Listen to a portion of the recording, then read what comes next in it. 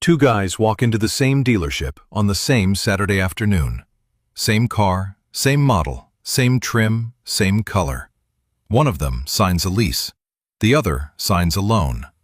They both drive off the lot convinced they outsmarted the other guy. They're both wrong, because neither of them ran the actual numbers past month one. The guy who leased is paying $299 a month and feeling light on his feet. The guy who bought is paying $522 a month and already wondering if he made a mistake. And for 3 full years, it looks like the leaser made the smarter call. His payment is lower, his car is always under warranty, and he never worries about depreciation because the car was never really his to begin with. But somewhere around year 4, something flips.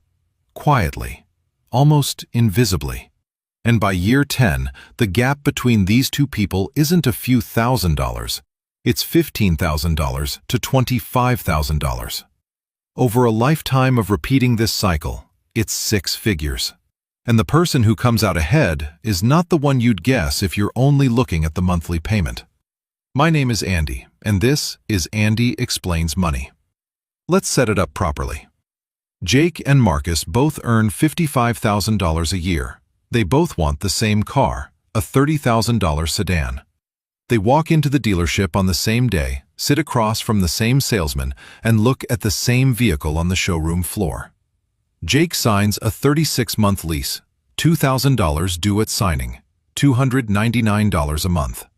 The salesman tells him he's getting a great deal, low monthly payment, brand new car, full warranty coverage, and in 3 years he can just hand the keys back and walk away. Simple, clean, no strings attached. At least, that's how it sounds sitting in that chair under the fluorescent lights with the coffee they gave you going cold on the desk. Marcus takes out a 60-month auto loan at 6% interest.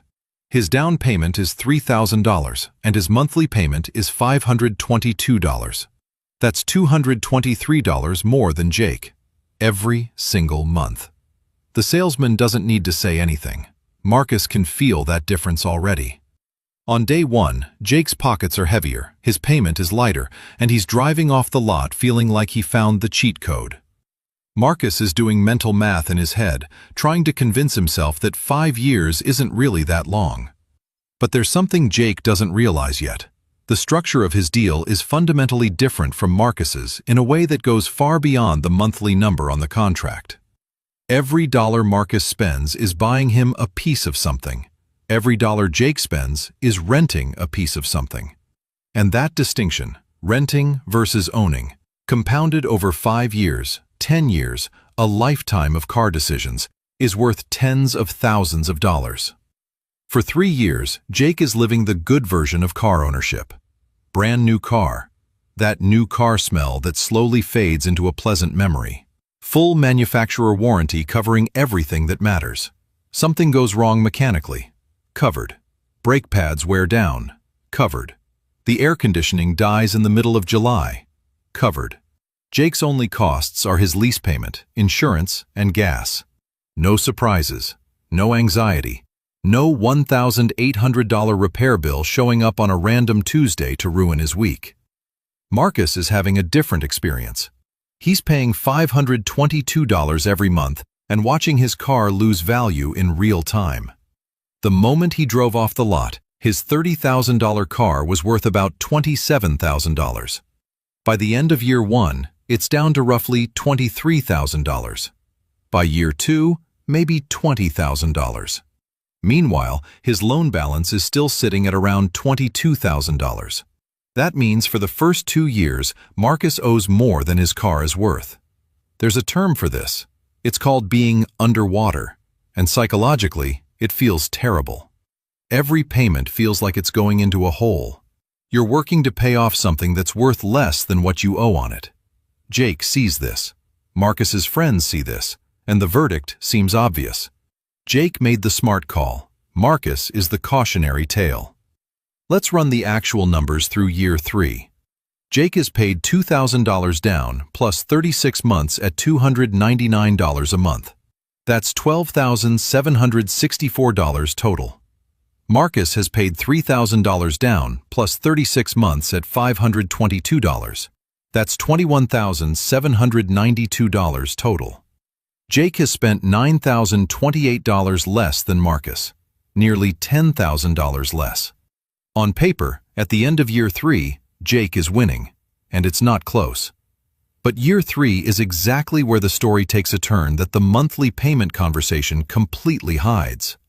Jake's lease is up. He drives back to the dealership, parks the car, and walks inside. He has 3 options. Option 1. Buy the car at its residual value, the predetermined price the dealer set at the start of the lease.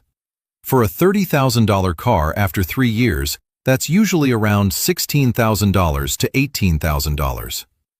Option 2. Walk away, hand back the keys, owe nothing, own nothing. Option 3. Lease a brand new car and start the whole cycle over again. New contract, new payment, new 3-year clock. Jake does what 80% of leasers do. He leases again. New car, new smell, another $2,000 at signing, another $299 a month, another 36 months. He's back to month 1. The odometer reads 0. The payment counter doesn't reset, it just keeps climbing. Now look at Marcus. He's 36 months into a 60-month loan. He still has 24 payments left. 2 more years of writing that $522 check. That's frustrating. But here's the difference that changes everything. Marcus has an end date. It's circled on the calendar. Month 60. Every single payment he makes brings him 1 step closer to owning this car outright. No more monthly payments, no more interest, just a title with his name on it and a car in his driveway that he owns free and clear. Every payment Jake makes brings him 1 step closer to giving the car back and starting over. This is the fundamental structural difference between leasing and buying that the monthly payment conversation completely obscures. One is a conveyor belt. You ride it, you step off, and you get right back on. The other has a finish line, and what happens after the finish line is where all the money is made. Month 60. Marcus makes his final payment. Done. The car is his, title in hand. From this point forward, Marcus's only car-related costs are insurance, gas, and maintenance. For an average sedan, that maintenance runs about $100 to $250 a month. Oil changes, tires, brakes, the occasional repair. Maybe $150 a month on average. Jake is still swiping his card for $299 every month. He's on lease number 2 now. He doesn't think about it much because it's just become part of his life. The payment is automatic. It comes out on the 15th. He barely notices it. And that's the danger of leasing that nobody warns you about. It normalizes a permanent car payment. The payment becomes background noise, part of the scenery, something that's just always there, like a utility bill. But background noise still costs money. $299 a month in background noise is $3,588 a year. Over a decade, that's $35,000 in payments that bought you exactly nothing. Let's check the scoreboard at the end of year 6. Jake has completed 2 full lease cycles. His total spend? $2,000 down on lease 1, $10,764 in payments. $2,000 down on lease 2, $10,764 in payments. That's $25,528. He owns nothing. No asset, no title, no trade-in value. Just a stack of receipts and a car that belongs to the leasing company. Marcus has spent $3,000 down plus $31,320 in loan payments. That's $34,320 total over 5 years on the loan, plus roughly $1,800 in maintenance during year 6 when the warranty expired. Call it $36,120 total. He now has 0 monthly car payments and owns a vehicle worth approximately $11,000 to $13,000. If we subtract Marcus's asset value from his total spend, his effective cost of 6 years of car ownership is around $23,000 to $25,000. Jake, $25,528 spent, 0 assets. Marcus, roughly $24,000 effective cost and a paid-off car in his driveway. The flip happened quietly. No dramatic moment. No obvious turning point you could see from the outside. Just the slow, steady math of ownership gradually overtaking the short-term advantage of lower payments. And from here, every single month that passes makes Marcus's position stronger and Jake's weaker. Because Marcus's big expenses are behind him. Jake's never end. Now, let me talk about something the dealership definitely won't slide across the desk alongside that attractive monthly number. The hidden costs of leasing. The $299 payment is the number you see. It's the number on the commercial, the number on the website, the number written on that little card the salesman pushes toward you with a pen. What they don't push toward you is the list of conditions attached to that number. Mileage caps. Most standard leases allow 10,000 to 12,000 miles per year. That sounds reasonable until you look at the data. The average American drives about 13,500 miles per year. That means the average driver is over their mileage limit before the lease even ends. The penalty is typically 15 to 25 cents per mile over the cap. If you drive 5,000 miles over your limit across a 3-year lease, which the average American will, that's $750 to $1,250 due on the spot when you return the car. And you don't find out the exact amount until the end. It just shows up on your final bill like a surprise tax you can't argue with. Wear and tear charges. The dealership inspects the car when you bring it back. That door ding from the grocery store parking lot. The coffee stain on the back seat from the morning you hit a pothole. The curb rash on the front wheel from that one parallel parking attempt you don't talk about. All billable. And normal wear and tear is defined by the leasing company, not by you. What you consider a minor scuff from 3 years of actually driving a car, they might consider a $300 charge. Disposition fees. Most people don't even know this exists until they see it on their final statement. When you return a leased car and don't lease another one from the same dealer, you're charged a disposition fee, typically $300 to $500, just for them to process and resell the vehicle. You're literally paying them to take the car back. A car that was never yours, that you maintained, insured, and made payments on for 3 years. And now you're paying a fee to return it. And if your life changes mid-lease, you move to a city with public transit and don't need a car, you lose your job, your family situation shifts, you need a bigger vehicle because a baby arrived. Getting out of a lease early is brutal. You could owe the entire remaining balance. There's no simple exit, no flexibility. You're locked into a contract that assumes your life won't change for 36 months. And life, as a general rule, doesn't care about your lease terms. These costs don't show up in the $299, but they show up eventually. And when they do, that low monthly payment suddenly doesn't look quite as low. Now let me be fair about the other side, because buying has real costs that the buy and hold crowd likes to downplay, and I'm not going to do that here. Once that manufacturer warranty expires, usually around year 3 or 4, everything is on you. Brakes wear out, tires need replacing, belts crack. The AC compressor fails on the hottest day of the year, because car problems have an almost supernatural ability to find the worst possible timing. And unlike a leased car under warranty, there's no one to call. You're either paying the mechanic or learning to fix it yourself.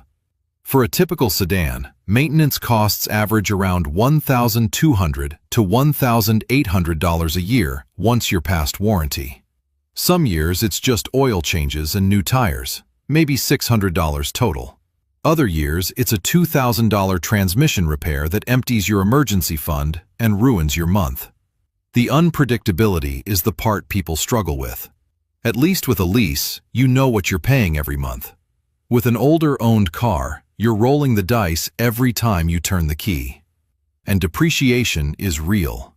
Your $30,000 car is worth $20,000 after 2 years, and maybe $12,000 after 5. That value didn't go anywhere useful. It just evaporated. You can't stop depreciation. You can't negotiate with it. You can only outlast it. Because here's the part the depreciation argument always leaves out. Depreciation slows down dramatically after the first few years. A 5-year-old car doesn't lose value nearly as fast as a brand new one. The steepest part of the depreciation curve is the first 3 years, which is exactly the period a lease covers. Leasers are paying for the most expensive years of depreciation and then handing the car back right when the curve flattens out. Buyers eat that steep depreciation too, but they also get the benefit of the flat years afterward, when the car barely loses value but keeps running. Time is the buyer's best friend. The longer you hold a paid-off car, the cheaper it gets per year of ownership. The longer you lease, the more expensive it gets, because you're perpetually paying for the steepest part of the curve over and over again. Here's where the full story comes together: the 10-year scoreboard. Over 10 years, Jake has leased 3 to 4 cars. Each cycle costs him roughly $12,000 to $13,000 in payments and signing fees. Add in mileage overages, wear and tear charges, and disposition fees across multiple leases, and Jake's total 10-year spend lands somewhere between $45,000 and $52,000. At the end of year 10, Jake has a car, but it's not his. It never was. It never will be. He's renting transportation on a rolling 3-year contract with no end in sight. Marcus paid $34,320 for his loan. After the loan was paid off, he spent approximately $10,000 to $14,000 on maintenance and repairs over the next 5 to 7 years of ownership. His total 10-year spend is roughly $44,000 to $48,000. And he still has a car sitting in his driveway. Older, sure, not as shiny as Jake's latest lease, but worth $4,000 to $6,000 and fully paid for. No monthly payment, no contract, no strings. When you net it out, Marcus spent less and has an asset. Jake spent more and has nothing. The difference over a single decade is somewhere between $15,000 and $25,000. Depending on the specific lease terms, maintenance luck, and how long Marcus keeps the car. And that's just one car, one 10-year cycle. Most people will repeat this decision 3, 4, 5 times over their adult life. Multiply that gap by 5, and you're looking at a 6-figure difference in lifetime wealth between someone who habitually leases and someone who buys and holds. Not from salary differences, not from investment genius, from a single recurring decision about how they pay for transportation.